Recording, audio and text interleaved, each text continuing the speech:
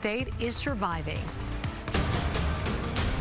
We want to begin right away with some breaking news out of the Middle East. President Trump says Israel and Hamas have agreed to the first phase of his 20-point peace plan to end the war and free the hostages in the Middle East. Now, this development comes after 2 years of fighting, all following Hamas's deadly 2023 attack in Israel. Israel retaliated, leaving an estimated 66,000 Palestinians dead and creating a humanitarian crisis in the Gaza Strip. Now a ceasefire deal calls on Hamas to disarm and release its remaining hostages within 72 hours while Israel pulls its troops back. Fox 9's Babs Santos is in the live center tonight with the very latest on this deal. Babs? This is huge news coming nearly 2 years to the day after the bloodiest day for the Jewish people since the Holocaust, October 7th, 2023. Hamas's attack on southern Israel that killed 1,200 people and took 250 more hostages.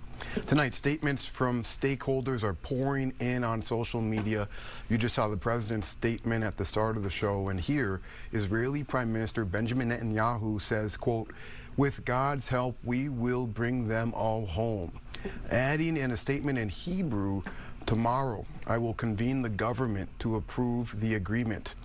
And a headquarters established for the families of hostages wrote, "The hostages' families wish to express deep gratitude to U.S. President Donald Trump and his team for the leadership and determination that led to this historic breakthrough, an end to the war and a comprehensive agreement to return all the hostages."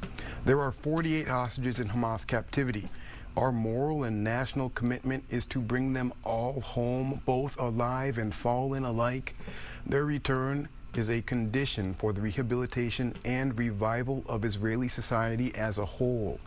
We will not rest or be quiet until the return of the last hostage. We will bring them back. We will rise. In the last hour, I spoke with the executive director of the Jewish Community Relations Council, who says this is making the best of a horrible situation. Great thanks to President Trump, the mediators, the Egyptians for hosting, the IDF, Israel's army, for persevering, and the people of Israel for persevering. But you're correct, Babs, because a lot of difficult steps to come. There'll probably be obstacles along the way. First step is bringing home the hostages, also important for the humanitarian aid to flow to Gaza. The final details on this agreement have yet to be released, but the plan worked out in Egypt had the backing of countries around the world. It will come in phases, and tonight Trump has only announced an agreement on the first phase. In the live center, Babs Santos, Fox 9. And the individual who did this knew the potential terror he could inflict largely on the community. Well, in Minneapolis, a synagogue struck by a hate crime during an already horrific time for the Jewish community. Just yesterday, they marked the 2 years now since the October 7th attacks, and that was the deadliest single day for Jews since the Holocaust. And now members of Temple Israel are being forced to clean up the graffiti that police say directly references those attacks. Now, the FBI has been brought in to investigate while extra police patrol the temple.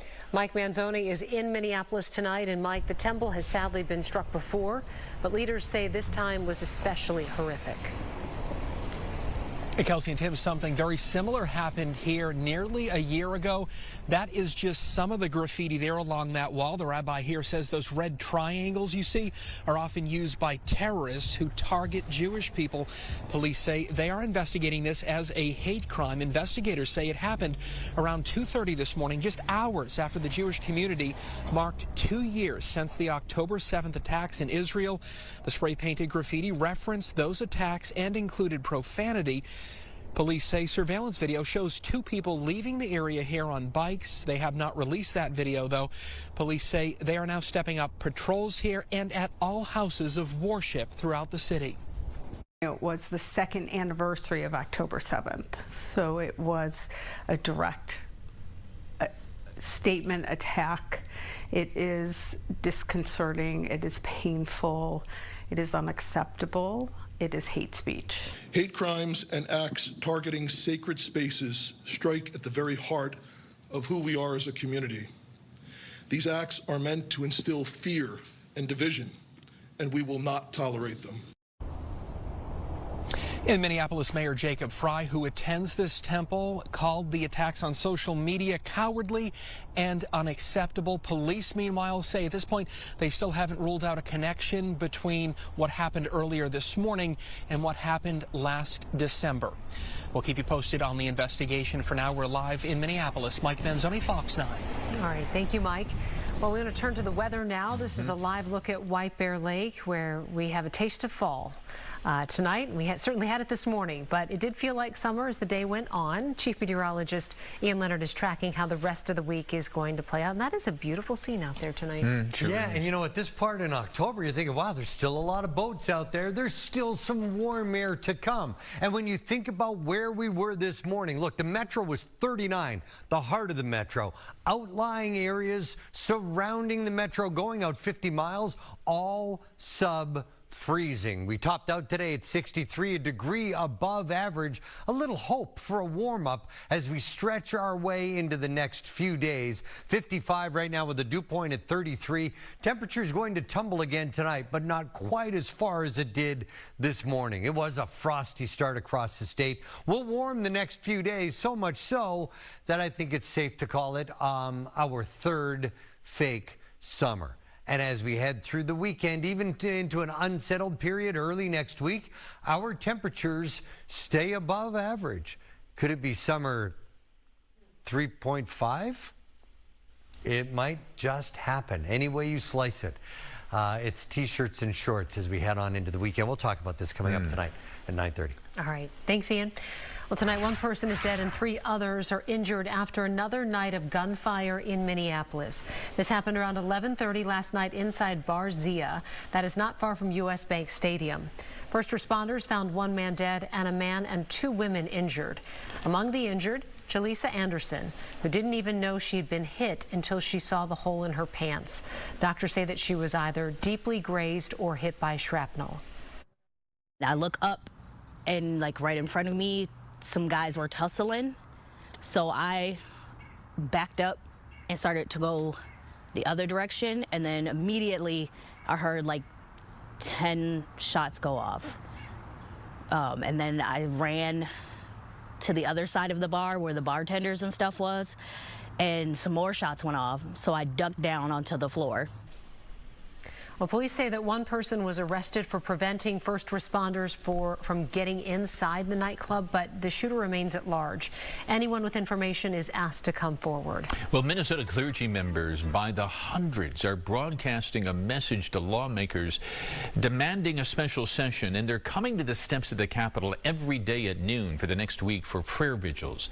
And before they started today, they went to the governor's office to deliver a written message signed by 750 clergy from all across the state.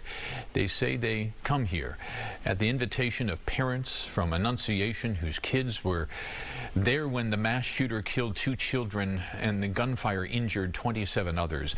Their prayer is that lawmakers will pass a ban on assault weapons and high-capacity magazines, the kind that allowed the Annunciation shooter to fire 116 rounds in a short period of time.